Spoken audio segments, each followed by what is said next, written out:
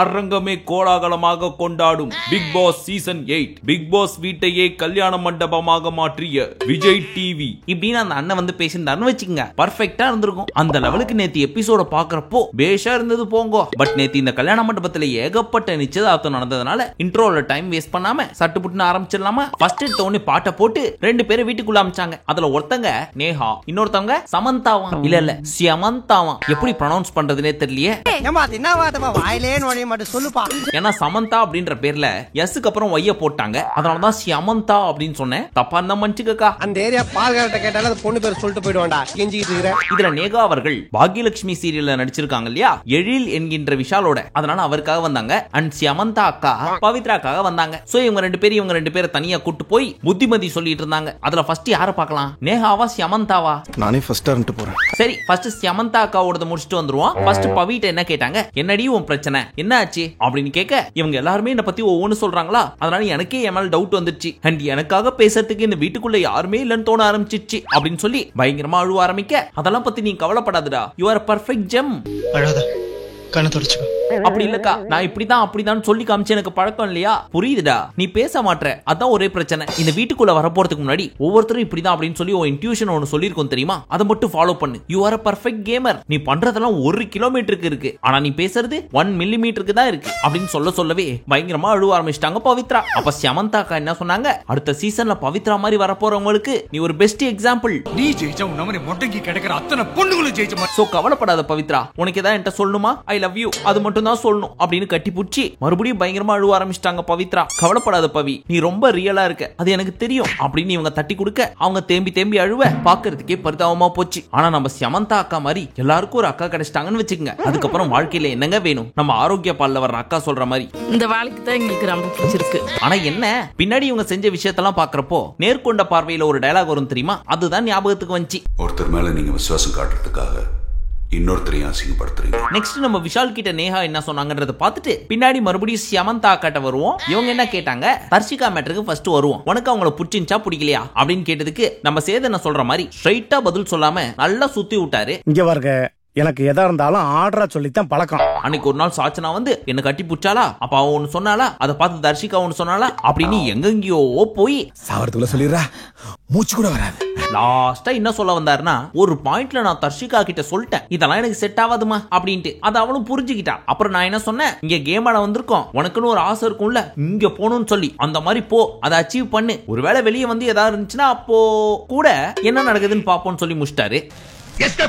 அதாவது அவங்க இருக்கிறப்ப பேசினதுக்கும் இப்ப பேசுறதுக்கும் எவ்வளவு உஷாரா பேசுறாரு பாருங்க நம்ம விஷால். சரி இருங்க, பேலன்ஸ் சொல்லி முடிச்சிடறேன். அப்புறம் தர்ஷிகாட்ட என்ன சொன்னேன், நான் பண்றது உனக்கு கியூட்டா தெரியலாம், நீ பண்றது எனக்கு கியூட்டா தெரியலாம், அதை மீறி ஏதாவது இருந்தா சொல்லிடு, என் சைடுல நான் ஸ்டாப் பண்ணிக்கிறேன் அப்படின்னு சொல்றதை கேட்டு நேஹா என்ன சொன்னாங்க, அதான் ஃபர்ஸ்டே சொல்லிட்டேன்ல, அப்படிலாம் ஒண்ணும் கிடையாதுன்ட்டு. அப்புறம் என்னத்துக்கு அந்த கியூட்டா தெரியலாம், வெளியே போய் பாத்துக்கலாம். ஏன் எதுக்கு நீ ஒரு ஸ்பேஸ் கொடுத்துட்ட, அதுல இருந்து அவங்களுக்கு இருக்கா இல்லையான்றது உனக்கு தெரியாதா? நீ தர்ஷிகாட்ட ஒரு மாதிரி சொல்ற, அன்ஷிதாட்ட ஒரு மாதிரி சொல்ற, ஆனா தர்ஷிகா உன்கிட்ட ட்ரூவா இருந்தாங்க. நீ கொடுத்த ஸ்பேஸ் அவங்கள அப்படிலாம் யோசிக்க வச்சிருக்கு.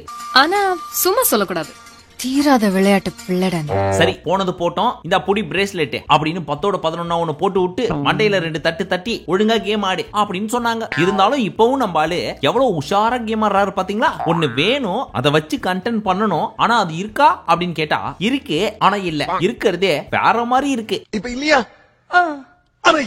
அப்படின்னு சுத்தி விடுறாரு இந்த பொண்ணுகிட்டயே. அதுக்கு பதிலா நீங்க என்ன பண்றீங்கணும், இந்த கேமராவெல்லாம் ஆஃப் பண்ணிட்டு இதே கேள்வி கேளுங்க, இதுக்கு முன்னாடி நம்ம சொன்ன பதில் தெளிவா வந்திருக்கும். கடையில பல்ப் எல்லாம் கொஞ்சம் ஆஃப் பண்ணுங்கப்பா. அதோட சேர்ந்து இன்னொரு மேட்டர் சொன்னாங்க, பின்னாடி எல்லாம் பேசாத. அப்படியா, நான் பேசுறேன்னா 2-3 பேர் இதையே சொன்னாங்க, சரி நான் பாத்துக்கிறேன். அப்புறம் சௌந்தர்யாவை பத்தி ஒரு சில விஷயம் பேசணும்னு சொல்லி விஜய் சேதுபதி சாரே உனக்கு ஒரு வார்னிங் கொடுத்தாரே, ஞாபகம் இருக்கா? இருக்கு, அது அப்பவே சாரி கேட்டேனே. சாரி கேட்ட, யார்கிட்ட கேட்ட? சௌந்தர்யாட்ட கேட்டனே. இதுக்கு தான் சாரி கேக்குறேன்னு சொல்லி கேட்டியா? தெளிவா கேட்டியா? கேமரா முன்னாடி கேட்டியா?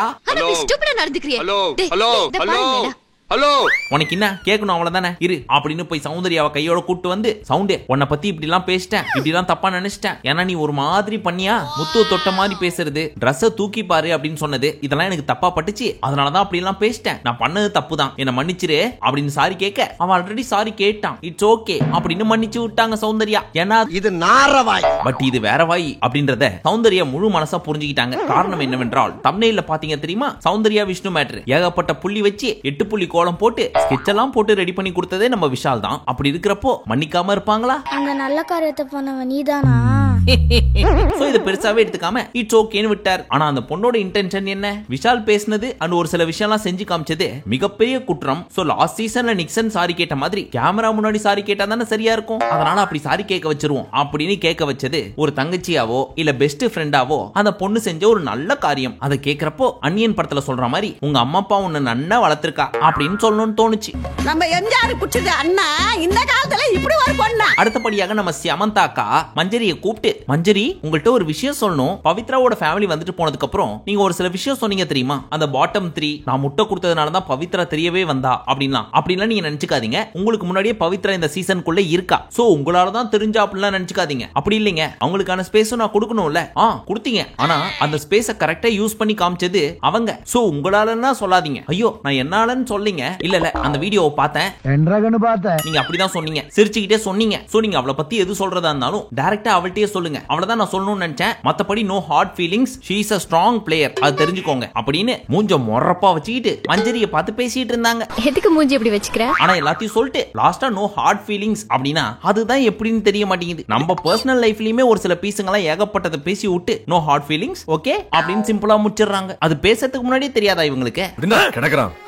சரி நம்ம கதை இங்க எதுக்கு? இப்ப நம்ம சமந்தா கிட்ட என்ன கேட்கணும்னா, மஞ்சரி இப்படி பேசினாங்க அப்படின்னு சொல்லி பவித்ரா கிட்ட சொல்லி அவங்களே அவங்க வயல நான் ஸ்ட்ராங் பிளேயர், முட்டை டாஸ்க்ல நான் பெர்ஃபார்ம் பண்ணதுனால தான் நான் தெரிஞ்சேன், உங்களாலன்னா கிடையாது இப்படின்னு சொல்லியிருந்தாங்கன்னு வச்சுக்கங்க. அது ஹவுஸ்மேட்ஸ்க்குள்ள. ஆனா பவித்ரா வாயா இருந்து நான் தான் பேசுவேன் அப்படின்னு சொல்லி நம்ம சமந்தா அக்கா பேசினது நல்லா இருக்கோ நல்லா இல்லையோ அது பார்த்தவங்களுக்கு தெரியும். ஆனா பிக் பாஸ்க்கு என்ன தெரிஞ்சிருக்கும் அப்படின்னா, அடடா பலே வெள்ளைய தேவா பிக் பாஸ் சீசன் 9க்கு ஒரு கண்டஸ்டன்ட் கிடைச்சாச்சு அப்படின்னு கன்ஃபார்மா குதிச்சிருப்பாரு. சோ அடுத்த சீசன்ல ஒரு கண்டஸ்டன்ட் யாரு அப்படின்றத இப்பவே சொல்லியாச்சு. 11 பேர் கிடைச்சாச்சு, டீம் ரெடி. சரி அது ஏன் அந்த ஸ்டார்டிங்ல நேர்கொண்ட பார்வை டயலாக் அப்படின்னு கேக்குறீங்களா? ஒரு அக்காவா பவித்ராக்கு மோட்டிவேட் பண்ணது உண்மையிலேயே அப்ரிஷியேட் பண்ணக்கூடிய விஷயம். கண்டிப்பா நமக்கு இந்த மாதிரி ஒரு அக்கா இருந்தா நல்லா இருக்கும் அப்படின்னு மோஸ்ட் ஆஃப் த பொண்ணுங்க ஃபீல் பண்ணிருப்பாங்க. சோ பவித்ராக்கு அவங்க பண்ணது சூப்பர் குட். அதுவே இங்க வந்து ரிப்ளை கொடுக்குறேன் அப்படின்ற பேர்ல ஒரு ஆடியன்ஸ் பாயிண்ட் ஆஃப் வியூல இருந்து யோசிக்காம ஒருதலை பட்சமா பவித்ரா பக்கம் மட்டும் யோசிக்கிறாங்க. அது தப்பு. சரி இவங்க கேட்ட மாதிரியே வருவோம். மஞ்சரி என்ன சொல்லிருக்காங்க? அந்த எக் டாஸ்க் மூலியமா தான் பவித்ரா வெளியவே தெரிஞ்சிருக்காங்க அப்படின்னு சொல்லிருக்காங்க. அதுக்கான ஃபுல் கிரெடிட்ஸ் அவங்க எடுத்துக்க கூடாது. ஏன்னா பவித்ரா அந்த அளவுக்கு டஃப் கொடுக்கல அப்படின்னா மஞ்சரி இதுவும் பெருசா தெரிஞ்சிருக்காது. சோ இதுல ரெண்டு பேரோட எஃபோர்ட்டுமே 50-50 அப்படின்னு சொல்லலாம். இந்த பங்குன்ற போங்கே வேண்டாம். பட் இதை தாண்டி ஒருவேளை அந்த எக் டாஸ்கே நடக்காம இருந்திருந்தா பவித்ரா வெளியே தெரிஞ்சிருப்பாங்களா? அதே வீக்கெண்ட்ல பவித்ரா அப்படின்னு பேர் சொல்றப்போ அவ்வளவு பயங்கரமா கிளாப்ஸ் வந்துச்சு. அது காரணம் என்ன? எக் டாஸ்க்ல அவ்வளவு டாலரேட் பண்ணி அந்த அளவுக்கு அவங்க நின்னது. அப்படி ஒண்ணு நடக்காமலே இருந்திருந்தா பவித்ராக்கு அவ்வளவு கிளாப்ஸ் வந்திருக்குமா? வாஸ்தவம் தானே மாப்ள? அதுக்காக நம்ம சமந்தா அக்கா பேசினது தப்புன்னா கிடையாது. பட் அதை கொஞ்சம் பொலைட்டா சொல்லிருக்கலாம் அப்படின்றது தான் நம்மளோட கருத்து. தம்பி கரெக்டா பாயிண்டா பேசுது இல்ல. அப்புறம் மஞ்சரி என்ன சொன்னாங்க? இந்த ஃபுல் கிரெடிட்ஸ்லாம் நான் எடுத்துக்கல, அது பண்ணதுனால நீயும் ஸ்ட்ராங்னு தெரிய வந்த அப்படின்றத தான் நான் சொல்ல வந்தேன். ஆமாங்க, அவ்வளவுதாங்க மேட்ரு இப்படின்னு சொல்லி முடிச்சதுக்கு அப்புறம் ஜாக் என்ன கேட்டாங்க? இது ஒரு பயங்கரமான பாலிடிக்ஸ், கவனிச்சு கேளுங்க.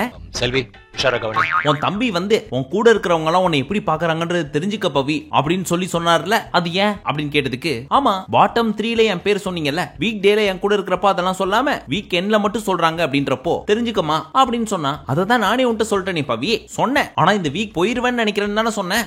நீ பாட்டம் 3ல இருக்கிறதுனால தான் போயிருவே அப்படின்னு தோணுச்சு, அதான் சொன்னேன். இததான் என் தம்பியும் சொன்னா, உன் கூட இருக்க இவங்களே உன்னை எப்படி பாக்குறாங்கன்னு பாருன்னு சொல்லி, இதுல என்ன தப்பு இருக்கு? அவன் கேக்குறது கரெக்ட் தானே இப்படின்னு பேசிட்டு இருந்தாங்க. இதை கேட்ட சௌந்தர்யாவும் அன்ஷிதாவும், பாத்தியா இவங்க எல்லாம் டிசைட் பண்ணி பாட்டம் 3ன்னு ஒருத்தவங்கள போடுவாங்களாம். அப்ப இவங்க எல்லாம் என்ன டாப் பிளேயர்ஸா? இது எப்படி தெரியுமா இருக்குது அண்ணா? நீ கேள, நாங்க எல்லாம் டாப் பிளேயர்ஸ், இவங்க எல்லாம் பாட்டம் பிளேயர்ஸ் அப்படின்னு மக்களுக்கு க்ளூ கொடுக்குற மாதிரி இருக்கு. அப்ப நாங்க எல்லாம் என்ன வீட்டுக்கு போறதா அப்படின்னு ஜாக் அண்ட் மஞ்சரி சொன்னதுக்கு முரணா பேசிட்டு இருக்காங்க. இத போய் சௌந்தர்யா ஜாக் கிட்டயோ மஞ்சரி கிட்டயோ கேட்டிருந்தாங்கன்னு வச்சுங்க. அடியே டாப் பிளேயர்ல நீயும் தாண்டி இருக்க, இந்த பாட்டம் பிளேயர்ஸ் சொன்ன தெரியுமா? அதுல இந்த பவித்ரா அன்ஷிதா எல்லாம் இருக்காங்க அப்படின்னு சொல்லிருந்தோம்னு வச்சுங்க. அப்ப நம்ம சௌந்தர்யா என்ன சொல்லிருப்பாங்க?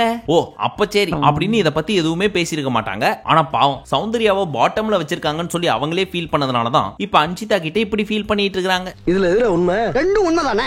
என்னடா சொல்ற? இங்க சௌந்தர்யா கண்டுபிடிச்ச ஒரு விஷயமும் உண்மை, ஜாக் அண்ட் மஞ்சரி பண்ண பாலிடிக்ஸும் உண்மை. ஆக மொத்தம் ரெண்டு உண்மை. அடுத்தபடியாக நம்ம எல்லாரும் ஆவலுடன் எதிர்பார்த்த விஷ்ணுவோட என்ட்ரி. அப்ப ஃப்ரெண்ட்ஷிப் தான் சொத்து நமக்குன்ற பாட்டு ஓடிட்டு இருந்துச்சா? சோ நம்ம சவுண்டே நம்ம ஃப்ரெண்ட் வருவானோ அப்படின்னு ஆர்வமா பார்த்துட்டு இருந்தாங்க. லைட்டா முகத்துல ஏக்கத்தோட அப்பன்னு பார்த்து டோர் ஓபன் ஆகி பச்சக்குன்னு ரெண்டு பேர் வந்தாங்க. அதுல ஒருத்தர் சிங்கம் என்று அழைக்கப்படும் வெங்கட், இன்னொன்னு நம்ம சௌந்தர்யாவோட வருங்கால வீட்டுக்கார் விஷ்ணு. அவரை பார்த்த உடனே நம்ம சௌந்தர்யா ஓடி போய் கட்டி புச்சி ரவுண்ட் அடிக்க ஆரம்பிச்சிட்டாங்க. பாஸ் பாஸ் பாஸ் இந்த பக்கம் நம்ம தீபக் அண்ணே இந்த சிங்கத்தை கட்டி புடிச்சு பயங்கரமா அழுவ ஆரம்பிச்சிட்டாரு. அதுக்கப்புறம் விஷ்ணுவை தனியா கூட்டு போய் வா கதை சொல்லு அப்படின்னு சவுண்ட் கூட்டு போனாங்க. அப்ப ஜாக்கோட சவுண்ட நிக்க வச்சு ஏய் உங்க ரெண்டு பேருக்கு என்ன பிரச்சனை, வெளியே ஒன்னும் பிரச்சனை கிடையாது, ஃப்ரெண்ட்ஸ் ஆயிக்கீங்க, எப்பவும் போல இருக்கணும் அப்படின்னு அட்வைஸ் எல்லாம் போட்டு விட்டு ரயானை பார்த்தா முன்னாள் காதலியோட கல்யாணத்துக்கு வந்த மாதிரி ஓரமா நின்னுட்டு இருக்காரு.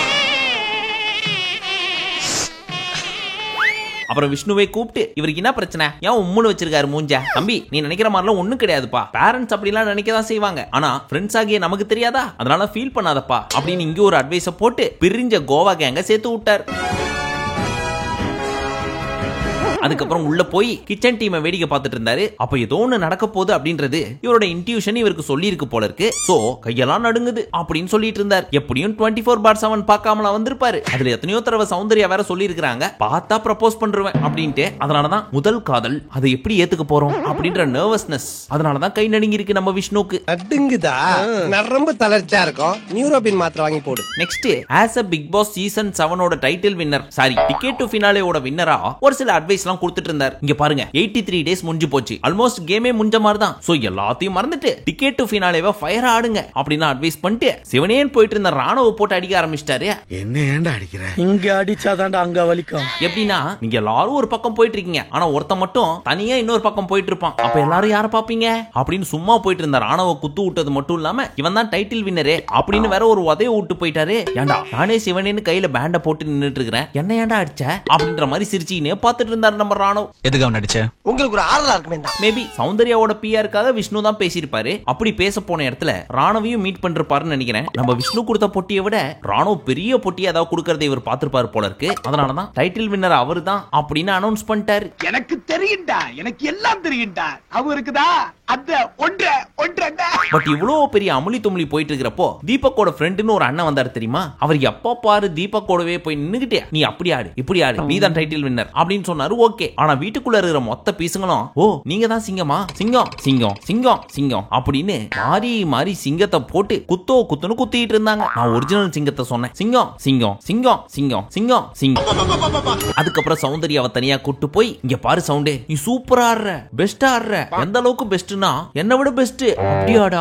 ஆமா சவுண்டே, ஃபர்ஸ்ட் வீக்ல இருந்து இப்போ வரைக்கும் உன்னை குத்திட்டு இருக்காங்க, ஆனாலும் எவ்வளவு ஸ்ட்ராங்கா இருக்க தெரியுமா, நீ ரொம்ப ரியலா இருக்க, வெரி ப்ரௌட் ஆஃப் யூ அப்படின்னு தட்டி கொடுத்துட்டு இருந்தார். பட் அதுல எனக்கு ரொம்ப பிடிச்சது என்ன தெரியுமா, எந்த வகையான ஈகோவும் இல்லாம என்னை விட சிறப்பா ஆடுன்னு ஒத்துக்கிட்டாரு பாத்தீங்களா. அது எத்தனை ஆண்களால ஒத்துக்க முடியும். வீரன் தன்னை சிறந்த பிளேயராக உணர்ந்த ஒரு தருணம். பாராட்டுறது எனக்கு பிடிக்காது, உனக்கு தெரியாத. அடுத்தபடியாக மோஸ்ட் எக்ஸ்பெக்டட் லவ் ப்ரப்போசல். ஏற்கனவே சொன்ன மாதிரி இதுக்கு மாஸ்டர் பிளான் ஸ்கெட்ச் எல்லாம் போட்டு வச்சது நம்ம விஷால்.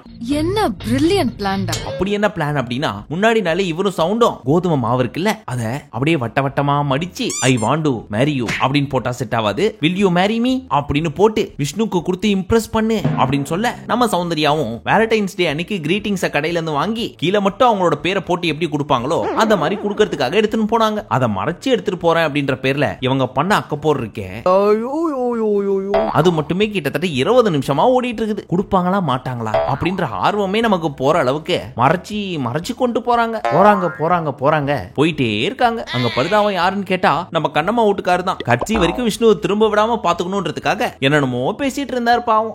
இங்கிலாந்து குவீன் எலிசபெத் இருக்காங்களே, அவங்க not only England queen but இது எல்லாத்துக்கும் முன்னாடி கொஞ்சம் ரீவைண்ட் பண்ணி பாத்தீங்கன்னு வைங்க, எந்த அளவுக்கு நம்ம சௌந்தர்யா தன்னோட தாய் தகப்பனார் ரெண்டு பேரையும் மதிக்கிறாங்க அப்படின்றது இந்த ஒரு செயல்லே தெரிஞ்சு. ஒரு கேமரா முன்னாடி போய் நின்னுகிட்டு, டாடி உங்கள்கிட்ட முன்னாடியே சொல்லியிருக்கேன் விஷ்ணு என்னோட ஃப்ரெண்டு, எனக்கு அவனை பிடிக்கும் அப்படின்னு சொல்லி என் சாய்ஸ் எப்பவும் தப்பா இருக்காதுன்னு நீங்க நம்புவீங்கன்னு நம்புறேன். இப்போ நான் போய் என்னோட காதலை விஷ்ணு கிட்ட சொல்ல போறேன், என் லவ் சொல்ல போறேன், நீங்க நான் ஆசீர்வாதம் பண்ணுங்க. இதை இங்க இருக்கிறப்பவே சொல்லியிருக்கணும், பட் சொல்ல மனசு வரல, இருந்தாலும் நான் முன்னாடியே சொல்லியிருக்கேன்ல, அதனால நான் இப்ப போய் சொல்றேன்னு சொல்லி அப்பா அம்மா கிட்ட பர்மிஷன் கேட்டு போய் சொன்னாங்க பாத்தீங்களா. இந்த மாதிரி எல்லா லவர்ஸும் அவங்க பேரண்ட்ஸ் கிட்ட போய் பர்மிஷன் கேட்டா எந்த ஒரு அப்பா அம்மாவாவது நோ சொல்லுவாங்களா? ஃபைனலி எல்லாரோட ஹெல்ப்போட அந்த சப்பாத்தி மாவு அந்த வில் யூ மேரி மீ தட்டை எடுத்து அழகா முட்டி போட்டு விஷ்ணு கையில கொடுத்து வில் யூ மேரி மீ அப்படின்னு அதை காட்டி கேட்க நம்ம விஷ்ணு வெக்கப்பட்டு எப்படி ரியாக்ட் பண்றதுன்னு கூட தெரியாம என்ன ரிப்ளை கொடுக்கறதுன்னு தெரியாம ரொம்ப நேரம் என்னென்னவோ வார்த்தையை தேடிட்டு இருந்தாரு. அப்புறம் ரொம்ப நேரம் முட்டி போட்டே இருந்தாங்களா. ஃபர்ஸ்ட் நீ எந்திருமா, எழுதுற நந்தினி, நீங்க என்ன தொட்டு தூக்குனாதான் என்ன மன்னிச்சு ஏத்துக்கிட்டீங்கன்னு அர்த்தம் அப்படின்னு எந்திரிக்க வச்சு கையில இருக்கிறத வாங்கி ஒரு வழியா ஒத்துக்கிட்டாரு. அதுவும் எப்படி ஒத்துக்கிட்டாரு அப்படின்னா, எனக்கும் உன்னை ரொம்ப பிடிக்கும், ஏன்னா எனக்காக நிறைய இடத்துல நீ நின்னு இருக்க, போன சீசன்ல எல்லாம் என்ன பத்தி நெகட்டிவா போறப்போ எனக்காக சப்போர்ட் பண்ணிருக்க, அதனால எனக்கு ஒன்னு ரொம்ப பிடிக்கும். பட் இப்ப எதுலயுமே டைவர்ட் ஆகாம இன்னொரு 23 டேஸ் முடிச்சிட்டு வெளியே வா, எதுவா இருந்தாலும் பாத்துக்கலாம், சோ ஐ லவ் யூ அப்படின்னு சொல்லி சௌந்தர்யாவோட காதலை ஏத்துக்கிட்டு 2 பேரும் சேர்ந்து டான்ஸ் ஆட ஆரம்பிச்சிட்டாங்க. சீசன் 7 அண்ட் சீசன் 8 2 சீசன்ல இருந்து ஒரு கண்டஸ்டன்ட் சேர்றது தமிழ் பிக் பாஸ்ல இதான் ஃபர்ஸ்ட் டைம். அது ஒரு பிக் பாஸ் ஃபேனா பாக்குறப்போ எவ்வளவு சந்தோஷமா இருந்துச்சு தெரியுமா? பட் இது எல்லாமே முடிஞ்சதுக்கு அப்புறம் பிக் பாஸ் முடிஞ்சா இதை மட்டும் ட்ரிம் பண்றீங்களே அப்படின்ட்டாரு. ஏன் அப்படின்னு கேட்டா, உங்க அப்பா என்ன செருப்பால் அடிக்கிறதுக்கா? நாளை பின்ன உன் வீட்டு பக்கம் போய் அடுத்த வாரத்துக்கு சௌந்தர்யாக்கு ட்ரெஸ் வேணும் கொடுங்கன்னு எப்படி கேக்குறது? எம்பாரிசிங்கா இருக்காது? அப்ப இதெல்லாம் லவ் இல்லையா? லவ் இருக்கு, ஆனா உங்க அப்பாவை பார்த்தா எனக்கு பயமா இருக்குதே அப்படின்னு பயப்படுற மாதிரியே உண்மையா பயந்தாரு. எங்க அப்பா கிட்ட எப்படி பேச போற? அதே மாதிரி இவங்க 2 பேரும் வீட்டுக்குள்ள வரப்போறதுக்கு முன்னாடி உண்மையிலேயே ஃப்ரெண்ட்ஸா தான் இருந்தாங்க. இங்க வந்ததுக்கு அப்புறம் தான் 2 பேருக்கும் 2 பேர் மேலயும் லவ் வந்து உண்மையிலேயே அவங்க ப்ரப்போஸ் பண்ண இவர் அக்செப்ட் பண்ணிருக்காரு. அத நீங்களும் அக்செப்ட் பண்ணிக்கோங்க. என்ன பார்த்தா அப்படியே நம்புற மாதிரியா தெரியுது? ஃபைனலி ஒரு ரொமான்டிக் சீன் முடிஞ்சதுக்கு அப்புறம் நன்றி வணக்கம் சொல்லிட்டு கட்டி புடிச்சிட்டு கிளம்பிட்டாரு விஷ்ணு. அதுக்கப்புறம் மறுபடியும் ஒரு பாட்டு. இப்ப ஆல்மோஸ்ட் கண்ணம்மா வீட்டுக்காருக்கு தெரிஞ்சு போச்சு, இதுக்கப்புறம் நம்ம கண்ணம்மா வீட்டுக்காரு கிடையாது, இந்த தருணத்துல இருந்து அர்ச்சனா வீட்டுக்காராவ போறோம். அர்ச்சனா வீட்டுக்கார் நான் உன்னை ப்ரோமோட் பண்றேன், ஆர்டர் ரெடி பண்ணுங்க அப்படின்னு ஆர்வமா கிளம்பி வந்தாரு. அதுக்கேத்த மாதிரியே அர்ச்சனாவும் ஈரோடு மகேஷும் வந்தாங்க. அர்ச்சனாவை பார்த்த உடனே உள்ள இருக்க கண்டஸ்டன்ஸ் எல்லாம் ஆரவாரமாயி பயங்கரமா அலப்பறையை கிளப்ப போறாங்கன்னு பார்த்தா, நம்ம குடும்பத்துல எல்லாம் சிடுமூஞ்சி செத்தப்பா விருந்தாளியை பார்த்தா பெருமூச்சு ஓடுற பெரிய பாலா இருப்பாங்க தெரியுமா? அந்த மாதிரி அர்ச்சனா வந்த உடனே, ஆமா எப்படி இருக்க, என்ன விசேஷம், எப்போ வந்த, நல்லா இருக்கியா, அப்படின்ற மாதிரி தான் பாக்குறாங்க தவிர்த்து ஒரு ஆரவாரமும் பெருசா பண்ணல. நம்ம கண்ணம்மா வீட்டுக்காரர் மட்டும் தான் பயங்கர ஆர்வமாயி ஓடி போய் கட்டி புடிச்சிட்டாரு. அப்ப நம்ம Archana I miss you so much தெரியுமா அப்படின்னு கட்டி புடிச்சு அழுதுட்டு இருந்தாங்க. பட் அவங்க ரியாக்ட் பண்ணாததுக்கு காரணம் என்னன்றதை நீங்களும் புரிஞ்சுக்கணும். ஒரு நாளைக்கு ஒரு கப்பல் மட்டும் வந்து ஒரு மண்டபத்துல நிச்சயதார்த்தத்தை முடிச்சுட்டு போனா பரவாயில்ல, ஆனா ஒரு நிச்சயதார்த்தம் முடிஞ்ச அடுத்த நிமிஷமே இன்னொரு நிச்சயதார்த்தம் பண்ண போறோம், அதனால அப்படியே போயிடாம எங்களுக்கு சேர்த்து நாதஸ்வரம் மிருதங்கம் எல்லாம் வாசிங்க அப்படின்னு கேட்டா அவங்களால எவ்வளவுதான் வாசிக்க முடியும்? அதனாலதான் அப்படியே ஸ்லோ ஆயிடுச்சு. பண்ணி சீரம் முச்சுடியா. அப்ப நம்ம அர்ச்சனா கண்டிப்பா நினைச்சிருப்பாங்க, அட பாவீங்களா உள்ள வந்தவனே ஏதாவது சிறப்பா நடக்கும் அப்படின்னு பார்த்தா நமக்கு முன்னாடியே ஒருத்தங்க என்கேஜ்மெண்ட்டை முடிச்சுட்டு போயிட்டாங்களா, அப்ப நம்ம தான் லேட்டா. இது வரைக்கும் வந்த தமிழ் சீசன்லயே ஃபர்ஸ்ட் டைம் இந்த மாதிரி நம்ம தான் பண்ண போறோம் அப்படின்னு நினைச்சிட்டு வந்தா நமக்கு முன்னாடியே ஒருத்தங்க பட்டைய போட்டு போயிட்டாங்களே அப்படின்னு கட்டாயம் ஃபீல் பண்ணிருப்பாங்க. நம்ம தான் லேட் போடுறோம். சரி, அர்ச்சனா அருணுக்காக வந்தாங்க, நம்ம மகேசன் எதுக்கு வந்தாரு அப்படின்ற டவுட் நமக்கு இருந்த மாதிரியே ஜாக்குக்கும் இருந்திருக்கு. அவர்கிட்ட போய் கேட்டதுக்கு நான் உங்க எல்லாருக்காகவும் வந்திருக்கேன் அப்படிங்கிறாரு. இதெல்லாம் நம்புற மாதிரியா இருக்கு? சும்மா சொல்லுனே, ஆனா உண்மையை சொல்லு அப்படின்னு கேட்டதுக்கு இல்ல சத்தியமா நான் உங்க எல்லாருக்காகவும் தான் வந்தேன் அப்படிங்கிறாரு. பட் உண்மையிலேயே இவங்க எல்லாருக்காகவும் வந்தாரா இல்ல முத்துவன் மஞ்சரிக்காக தான் வந்தாரா அப்படின்றதெல்லாம் தாண்டி எதுக்காக வந்தாருன்ற டவுட் கட்சி வரைக்கும் கிளியர் ஆகல. சோ அவர் டாபிக் அப்படியே ஓரம் வச்சுட்டு மெயின் டாபிக் வருவோம். அப்ப நீ பாப்பா. சோ நம்ம அர்ச்சனா என்ன சொன்னாங்க, உன்னை நினைச்சா எனக்கு ரொம்ப ப்ரௌடா இருக்கு, நமக்குள்ள இருந்த பெட்ல நீ ஜெயிச்சிட்ட, 80 நாளைக்கு மேல இருந்து காட்டிட்ட, இந்த 80 நாள்ல உங்களை பத்தி நிறைய தெரிஞ்சுக்கிட்டேன். பட் இப்ப எதுக்கு தெரியுமா நான் வந்தேன்? டிமாண்டி காலனிக்கு அப்புறம் எனக்கு ஒரு படத்துல சான்ஸ் கிடைச்சிருக்கு, அதுக்காக மதுரை போறேன், அதனால உங்கள்ட்ட ஆசீர்வாதம் வாங்கிட்டு போலாம் அப்படின்றதுக்காக தான் வந்தேன்னு சொல்லி பொசுக்குன்னு கால்ல ஊந்துட்டாங்க. ஏமா அப்படின்னு கேட்டதுக்கு யூ ஆர் மை லக்கி சாம் அப்படின்னாங்க. எவ்வளவு மரியாதை தெரிஞ்ச பொண்ணு பாத்தீங்களா? என் வீட்லயும் ஒண்ணு இருக்குதே. என்னம்மா இங்க நிக்கிற, நீ இன்னும் போகலையா? சரி சரி, அப்புறம் என்ன சொன்னாங்க, 24/7 பார்க்காம இருக்கணும்னு நான் நினைப்பேன், ஆனா என்னால பார்க்காம இருக்கவே முடியல தெரியுமா அப்படின்னு அழுவ ஆரம்பிச்சிட்டாங்க. No no no crying. சரி இப்ப சொல்லு, வீட்டுக்குள்ள இருக்கிறது கஷ்டமா வெளியே இருக்கிறது கஷ்டமா? வெளில இருக்கிறது தான் கஷ்டம் அப்படின்ட்டாரு. அது எப்படி? உங்க காதலி வெளியில இருக்கிறப்போ உன்னை விட்டு வீட்டுக்குள்ள இருக்கிறதான கஷ்டம்னு சொல்லிருக்கணும். இன்னும் லவ் பண்ண தெரியாத ஆளா இருக்காரு நம்ம கண்ணம்மா வீட்டுக்காரரு. இல்ல அதான் லவ் கன்ஃபார்ம் ஆயிடுச்சே, இதுக்கப்புறம் கண்ணம்மா வீட்டுக்காரலாம் இல்ல அர்ச்சனா வீட்டுக்காரு. ப்ரமோஷன் கொடுத்து தூக்கிட்டாங்கமா. பட் இவங்க சொன்னதுலயே சிறப்பான ஒரு வார்த்தை என்ன தெரியுமா? யாரு என்ன சொன்னாலும் you are always my hero அப்படின்னு. அந்த செகண்ட் ஆஹா வாட் எ லவர்ஸ் அப்படின்னு பூரிச்சு பார்க்க தோணுச்சு. கண்ணு வைக்காதீங்க. அடுத்தபடியா அட்வைஸ் டைம். இங்க பாருங்க வீட்டுக்காரரே, நீங்க எல்லாம் சூப்பரா தான் பண்றீங்க, ஆனா கோவத்தை மட்டும் குறைச்சுக்கங்க, அது வேணாம். உங்களை பத்தியே செல்ஃப் டவுட் பண்றதுனால தான் நீங்க ரொம்ப டவுனா ஃபீல் ஆவறீங்க அப்படின்னு கையோட கை சேர்த்து ரொமான்ஸ் பண்ணிட்டு இருக்கிறப்போ டர்ட்டி ஃபெல்லோஸ் உள்ள இருந்து எட்டி பாக்குறாங்க. எவ்வளவு பெரிய தப்பு. அதுக்கப்புறம் நம்ம ஈரோடு மகேஷ் அண்ணன் இதுக்கு மேல நம்ம பார்க்க கூடாது, அநாகரிகம் அப்படின்னு திரும்ப வச்சிட்டாரு. உங்களுக்கு தெரிஞ்சிருக்கு கேமராவை ஆஃப் பண்ணணும்னு அவங்களுக்கு தெரியலையே, இதை காமிச்சு டிஆர்பி ஏத்தலாம்னு பாக்குறாங்க. What to do? ஓசியில ஓடுற படம் தானே மாப்பிள்ள, யாரு பார்த்தான்னு சரி நான் விளையாண்டதுல எது உனக்கு ரொம்ப பிடிச்சிருந்துச்சு அப்படின்னு அர்ச்சனா வீட்டுக்காரர் கேட்க, நம்ம அர்ச்சனாவோ விபி டாஸ்க் ரொம்ப பிடிச்சிருந்துச்சு அப்படின்னாங்க. ஏன் மூஞ்சி அப்படி வச்சுக்கிறா அப்படின்னு கேட்டதுக்கு, நீ நல்லா தான் பண்ண, ஆனா ஒருத்தி இருக்காளே அப்படின்னு வாயை திறந்து சொல்ல கண்ணாலேயே காமிச்சாங்க உருட்டி உருட்டி. அதுலயே அவருக்கு புரிஞ்சு போச்சு, அது நான் என்னப்பா பண்றது, ஸ்கிரிப்ட் அப்படி எழுதி கொடுத்துருக்காங்க, பிரின்சிபால் கிட்ட வைஸ் பிரின்சிபால் அப்படிதான் இருக்கணும்னு சொல்லி அப்படின்னு சொல்ல, நீ நல்லா தான் பண்ண, என்ன ரொம்ப ஓவரா தான் போகுது, அங்க வராளா நிக்கிறாளா அழுவுறாளா, சரி ஐ லவ்ட் இட், எனக்கு ரொம்ப பிடிச்சிருந்துச்சு உண்மையாவே அப்படின்னு ஒரு ஊடல் கூடல் எல்லாம் குறுக்க வந்துட்டு போச்சு இப்படி அப்படியும். பட் அந்த கான்வர்சேஷனை முடிக்க போறதுக்கு முன்னாடி அர்ச்சனா ஒரு விஷயம் சொன்னாங்க. அது என்ன தெரியுமா? விளையாடுங்க வேணான்னு சொல்ல, ஆனா அடிப்படாம விளையாடுங்க அப்படின்னு. எவ்வளவு பாசம் பாத்தீங்களா? பார்த்து விளையாடுங்க, உனக்கு ஓம் பிரச்சனை, நாங்க பாத்துக்கிறோம். அதே மாதிரி இன்னொன்னு சொன்னாங்க, உங்க அம்மா சொல்லி அமிச்சாங்க, கண்ணு படாம இருக்கணும், பார்த்து நடந்துக்குங்க அப்படின்னு. நான் வேற என்ன திட்டு வாங்க போறேன்னு தெரியலையே அப்படின்னு சினிங்கிட்டே போனாங்க. அதெல்லாம் பாக்குறதுக்கு எவ்வளவு பியூட்டிஃபுல்லா இருந்துச்சு தெரியுமா? கிரிஞ்சா பாக்குறானுங்க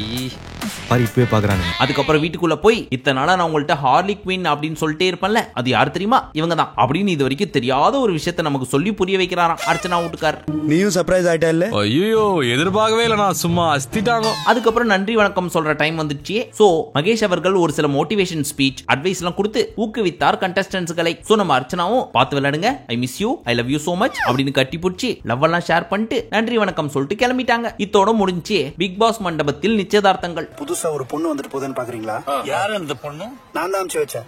வருமானம் கம்மி ஆயிடுச்சா? அடுத்தது நம்ம முத்து இருக்காருல, லைட்டா போட்டு பாக்குறாரு யார் யார் பொட்டி வந்தா எவ்வளவு எடுப்பாங்க அப்படின்னு. அப்ப நம்ம அர்ச்சனா வீட்டுக்காரு 20 லட்சம் எடுப்பாரு, தீபக் 17 லட்சம், சௌந்தர்யா 15 லட்சம், ஜாக் 17.5 lakhs, ரயான் 15 lakhs, முத்து 25 லட்சத்துக்கு கம்மி எடுக்கவே மாட்டேன், குறைஞ்சபட்சம் 22 லட்சமாவது இருக்கணும் அப்படின்னு. எப்படியும் இந்த அளவுக்கு எல்லாம் கொடுக்க மாட்டானுங்க அப்படின்றத புரிஞ்சுக்கிட்டே இந்த மாதிரி ஒரு ரேட்டை சொன்னாரு. அன்சிதாக்கு 15 lakhs வேணுமா, ஜெஃப்ரிக்கு 16 லட்சம் வேணுமா, பவித்ராக்கு 20 lakhs வேணுமா. இதெல்லாம் வந்துச்சுன்னா தான் இவங்க எடுப்பாங்களாமா. பார்க்க தானே போறோம், முதல்ல 10 தாண்டுதா அப்படின்னு.